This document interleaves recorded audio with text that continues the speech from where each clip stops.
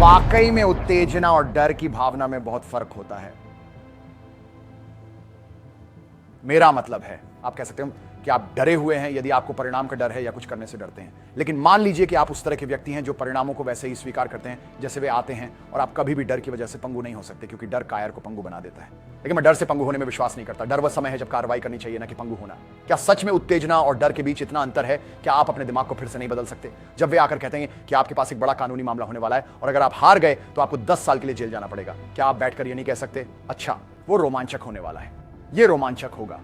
मेरा मतलब है ये बोरिंग नहीं है ना? शरीर के वार और पिटाई करना रोमांचक है।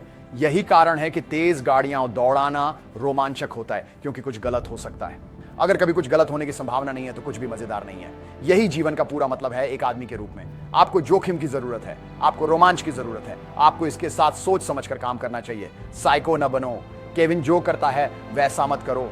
शार्क के साथ तैरना, आप सख्त हैं, कोई रास्ता नहीं, लेकिन उत्सुकता और डर बहुत करीबी से जुड़े हुए हैं। ठीक है, तो मेरा मानना है कि जब बहुत से लोग डर महसूस करने लगते हैं या डर के विचार से चिंतित होते हैं, अगर आप इसे उत्साह के रूप में देख पाएं तो आप देखेंगे कि आप जीवन में कितनी दूर जा सकते हैं। ये वास्तव में दिलचस्प है। मैंने एक अफ्रीकी जनजाति पर एक बहुत ही शानदार डॉक्यूमेंट्री देखी जो रंग देखती थी। क्या आपने कभी देखा? किसी ने कभी देखा? आपने देखा? बहुत ही शानदार। इसने दुनिया के प्रति मेरी पूरी धारणा बदल दी। हिम्बा जनजाति, क्या ये हिम्बा है? हिम्बा ही शब्द है। तो उनके पास रंगों के लिए पूरी तरह से अलग भाषा सेट था। तो हर एक के अलग अलग प्रकारों के लिए अलग अलग शब्द थे, जैसे अलग अलग रंग। लेकिन मेरा ख्याल है कि नीला, ये मेरे दिमाग में ऊपर से है। तो या एक अन्य प्रकार के हरे रंग के समान शब्द था। तो जिस प्रकार उन्होंने रंगों को भाषा के माध्यम से वर्गीकृत किया था, जब आप उन्हें दो बहुत ही समान हरे रंग दिखाते थे तो वे कह सकते थे ओह वो वह है, वो वह है। लेकिन जब आप उन्हें नीला और हरा दिखाते थे तो वे सोचते थे कि वे समान हैं। भाषा द्वारा इसे कैसे वर्गीकृत किया गया, इसने उनके देखने के तरीके को बदल दिया।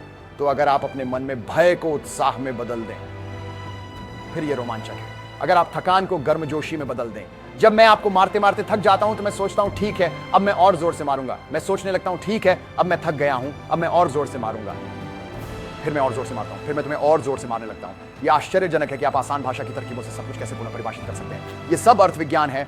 आप बस सब कुछ पुनः परिभाषित कर सकते हैं और किसी भी बेकार बात पर विश्वास करना बंद कर सकते हैं। वे हमें हीरो बना रहे हैं, यही मैंने निर्णय लिया है। धन्यवाद मैट्रिक्स।